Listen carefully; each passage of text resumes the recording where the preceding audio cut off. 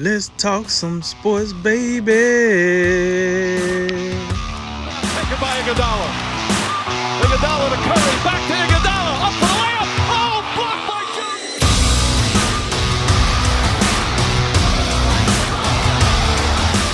And remember, make tomorrow better than today, and make today better than yesterday. And you know what we gonna do? We gonna holler at you until next time, baby. All right, guys, go ahead and get back into some more NFL draft grades. Today we're attacking the AFC and NFC North divisions. And we'll start with the AFC side of things. Obviously, Joe Burrow went first overall. So we'll start with Cincinnati. Jay, you like their draft? I liked it. I thought they did a good job. I got them at a B. Again, I think when you're picking that high, I can't grade you but so high for, getting the guy everybody says is the number one overall pick. And again, like I've been saying all along, I think Tua, when it's all said and done, he's better than Joe Burrow. So, but I really like the T. Higgins pick. I thought that was a great pick in the second round. To start off the second round. They addressed their linebacker needs that they had with Logan Wilson, Keem Davis, Gaither. So overall, this is solid. This is a B. Yeah, I'm on par with Jay on this one. I gave him a B minus. Listen, you don't get credit for a copy and paste with Joe Burrow. You did what you were supposed to do. You didn't mess it up. You made the layup. Hurrah for you. But hey, like you said, give you credit for drafting T. Higgins, the wide receiver out of Clemson, with the 33rd pick. Really big frame receiver with good hands. I think him and Joe would be able to create chemistry together that should last for a few years. We'll see. And then you drafted Logan Wilson, the linebacker out of Wyoming, with the 65th pick. You better hope that pan out because people wonder why the hell you even looking in Wyoming, but it is what it is. And then, he's an under-the-radar guy, but he's a better coverage linebacker than he is with actually laying the boom. So he might or might not be a day one starter. We'll see. Yeah, overall, I did like it too. I didn't have too many complaints. We beat the Joe Burrow horse a lot, but it's basically up now to see if the play matches up to what we think about these quarterbacks. But you got a team that really needed a new start under center, and Burrow's got a good chance to succeed there. Zach Taylor's very offensive-minded. He kind of thinks a lot like they did at LSU. So I like the matchup there. T. Higgins obviously was a great implement there, and with him and Boyd, they can have a nice wide receiver trio. So he's got some weapons to step into. The linebacker load up on days 2 and 3, I can't say I was crazy about it. You're talking about Wilson out of Wyoming. I felt like that could have been a little bit of a reach, but they did need the linebacking help. So I can dig the pick a little bit. And then Kareem could be a nice steal in the 5th round to get some playing time early. And the only knock I really have on this draft overall is the offensive line. This is a deep class. They didn't really go much into it, especially early on in the draft. So I would have liked to see one of those linebacker picks at some point be offensive lineman, but it is what it is. So I gave it an A minus. All right, Drake, the Browns are up next. Seemed like what they did, right? Oh yeah, I did like what they did. I gave the Browns an A.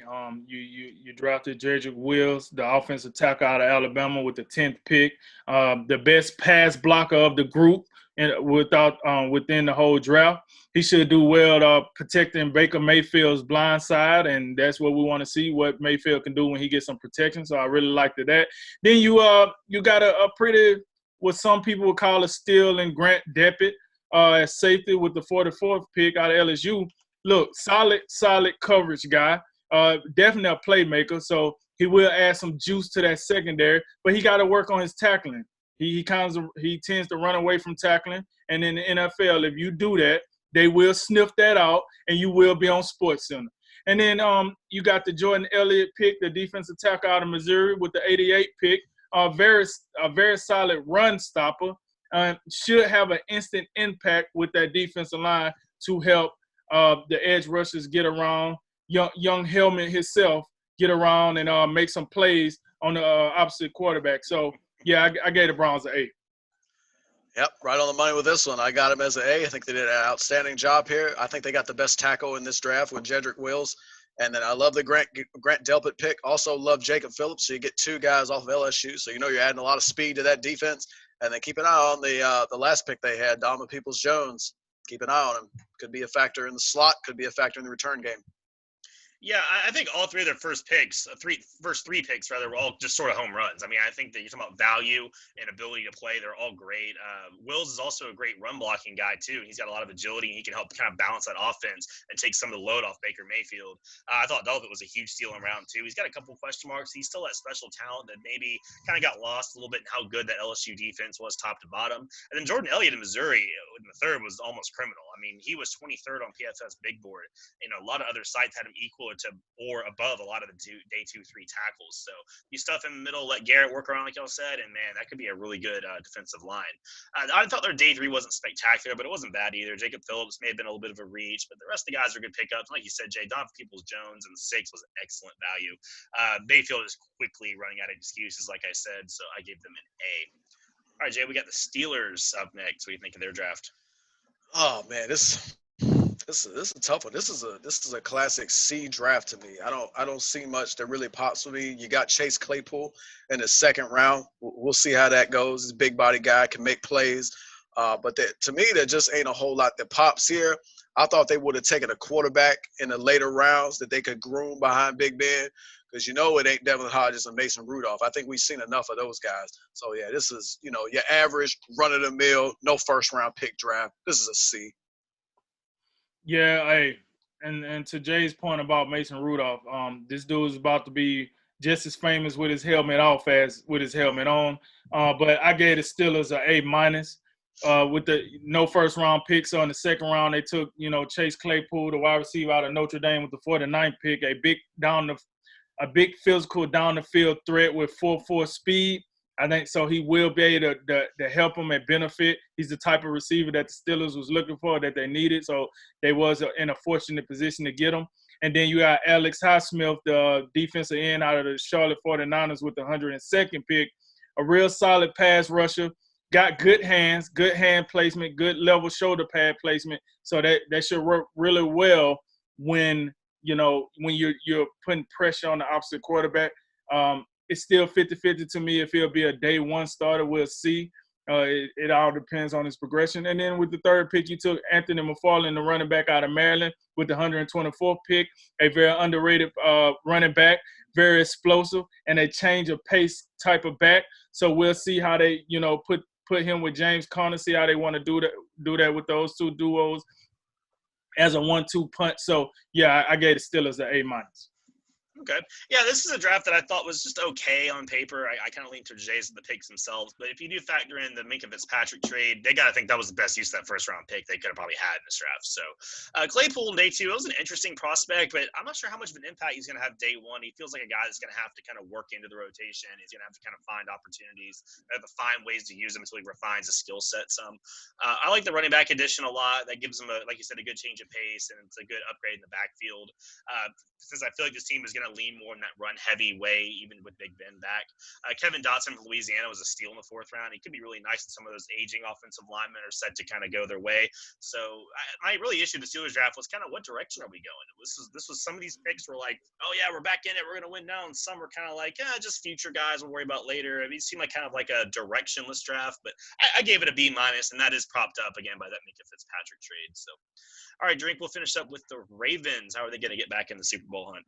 Oh man, they're just gonna they're just gonna do what they need to do and get the job done in the playoffs. That's what they're gonna do. But I gave them an A as far as their draft went. They one of the positions they didn't have a lot of positions that needed help on the defense, but linebacker was one. So that's what they addressed at first.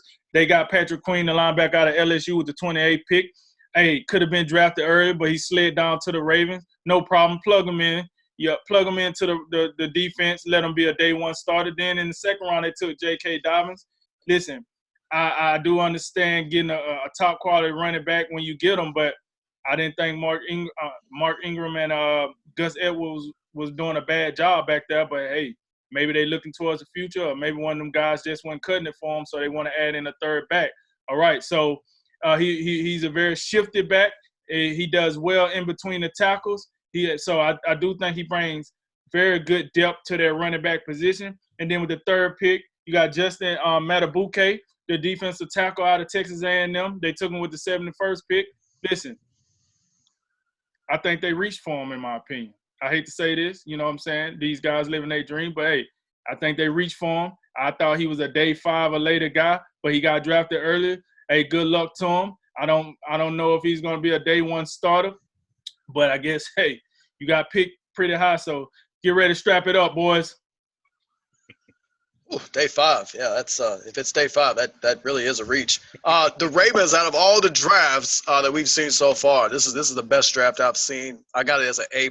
I love what they did.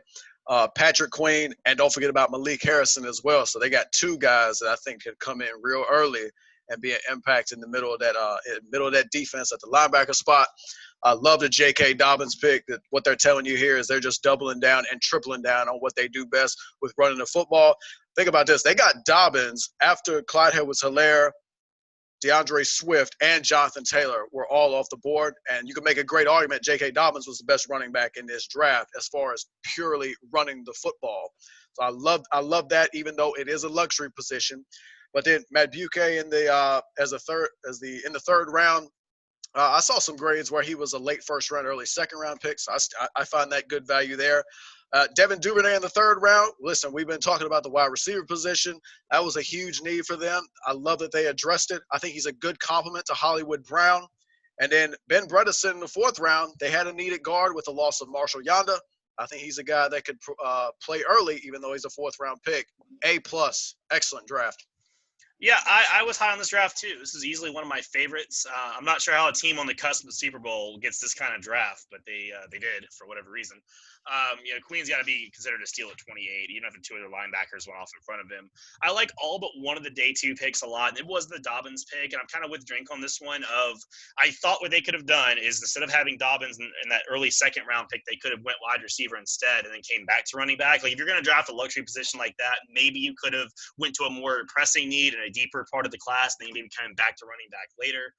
Because they have 4 third-round picks, so they had plenty of time to move up and down as they wanted. But still, you got Ingram, you have Jackson basically running back too. So Dobbins is going to have to work for his carries. But hey, like you said, they're drafting what they do best, so that's fine with me. I like most of the other picks. I thought they were all solid when they picked them. James Prochet out of SMU, he could be one of the steals of this draft, though. That man can flat play in that wide receiver position, and the 6th round pick, that's big value. And a lot of analysts seem to like Geno Stone out of Iowa, rather, the safety. He thought was kind of underrated. So you picked up a ton of talent. You're stocked for the future. You got your MVP quarterback, new toys to play with, man.